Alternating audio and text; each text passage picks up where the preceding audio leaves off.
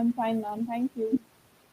Good afternoon to the audience presented with us and associated with us and seeing this video. Today we have Advocate Raddhika Singh with us. Raddhika ma'am has been practicing since 2006 and she is the founder and managing partner at LTR Legal. Raddhika ma'am is a lawyer with 10 years of experience, much more than that now, 15 years of experience, I say.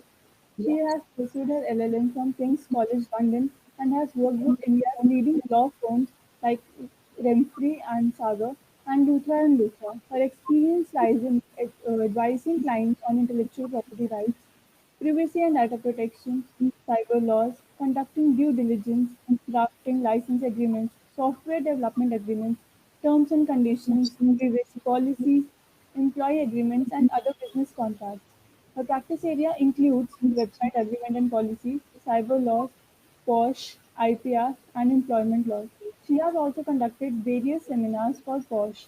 Ma'am, I hope I didn't skip anything in your introduction. No, Pooja, you covered it really well. The only thing that I would like to add is that in the last 3 years, I've trained over 5,000 people on POSH laws. And I've also conducted webinars on POSH for several organizations and also for the Confederation of Indian Industries. So, That's so yes, impressive, ma'am. That's so impressive. You have been doing a great work since long, I must say. thank you so much, Pooja.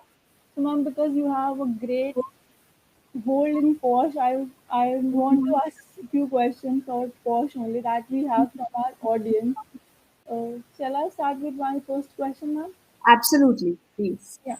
So, ma'am, some or one person from our audience asked that what are the different types of sexual harassment that any person or any employee would have faced in his or her office?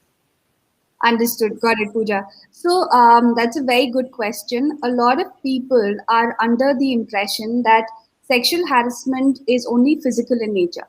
Hmm. However, there are three main types of sexual harassment. So, sexual harassment, as per the Act, has been defined to be it is an unwelcome behavior, okay, and it can be an unwelcome act which is sexual in nature. It could be physical sexual harassment. It could be somebody says something verbally which has a sexual overtone, so that becomes a verbal sexual harassment. And the third type is something which is known as visual sexual harassment. That is, if people, they pass these jokes or they show certain types of pictures which are sexual in nature. So main types of sexual harassment are physical, verbal, and visual.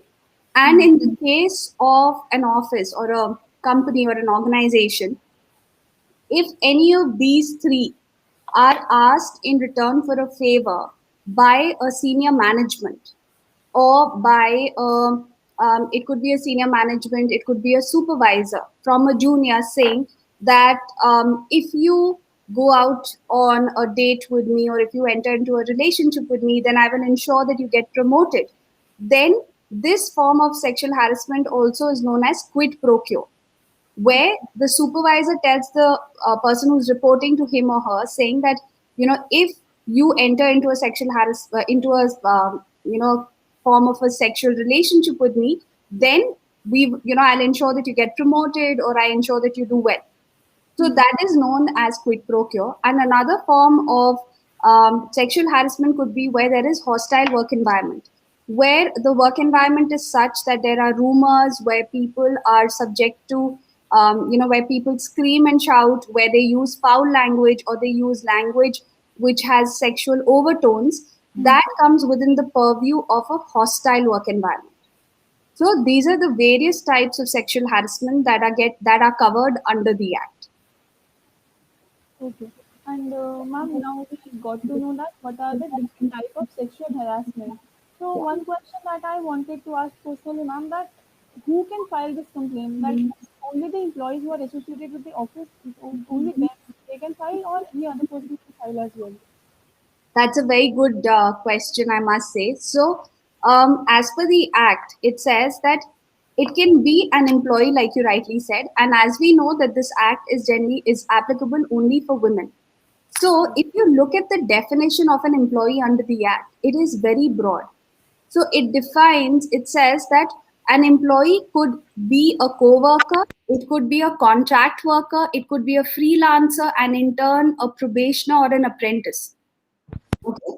So this comes within the definition of an employee. Now, when you say who can file a complaint, that basically means an aggrieved person, right? An aggrieved person is the person who can file a complaint. Within the definition of the act itself, aggrieved person has been very broadly defined. It says a woman of any age, whether employed or not, which means that it could be a person, the complainant could be a person who is an employee, which includes a person on the payrolls of the company. It could even include a consultant, a trainee, an apprentice, and it could include women who are not employed with the company, which means that it includes, which a lot of people are not aware of, that it could include a client, it could include a visitor who comes to the company, resulting out of their employment. Okay, resulting out of they've come there because a client has come to visit, to your workplace. And so it could also include a client, and it could also include a visitor who's a woman. Okay. And now we have seen and I have read somewhere that every company has to comply with the POSH Act and they have to form the committee and everything that is written in the POSH Act. What if some company does not have the compliance or does not follow the compliance? So what is the penalty of that one? Okay, so see, in the Vishaka case, which happened way back in 1997, the Right. Supreme Court had laid down the Vishaka guidelines, which made it mandatory for every establishment. A lot of people think that it is only applicable to a private limited company. Well, no, it is applicable to any establishment. It could be private, it could be a private limited company, it could be a private company, it could be a sole proprietorship, partnership, it could be it could even be an NGO, a school, college, hospital. Okay, it is applicable to any establishment that has 10 or more employees. Another thing that people are of the opinion, they feel that since it's applicable to women, it means 10 or more women employees. Well, no, it is not restricted to only if you have women employees. Even if you have only men employees, it still is applicable because the act does not say that an employee is only a woman employee. Right. It's not specific there. So Yes. even if the moment you touch 10 and more employees, you're supposed to constitute an internal committee. You're supposed to have a POSH policy, and you're supposed to train the employees on, what is sexual harassment and what will happen if they are subject to sexual harassment. What is the process that has to be followed, and who do they have to file a complaint to? And in case the company or the enterprise does not have a POSH policy, does not have an internal committee, then they can be fined a penalty of 50,000. And if they still do not comply, then their license to do business can also be cancelled. So, a lot of states, while it is a mandatory law, but a lot of states across India have started issuing notices to entities which have 10 or more employees, asking them whether they are complying or not. And if they're not complying, then notices are being issued for default and penalty of 50,000 is being levied.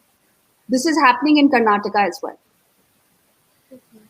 In Karnataka, UP, Bombay, in these states, I know they've started issuing notices. So, yeah, ma'am, we just had these questions in my mind and we got these questions from audience as well. Thank you, ma'am, for sharing your experience and the knowledge with us. I hope the audience were associated with us get benefit of this knowledge. Thank you so Thank much you. for Thanks taking a out lot, the time. Pooja. Thank you. Take care, ma'am. Stay safe. Thanks. Bye bye. You too.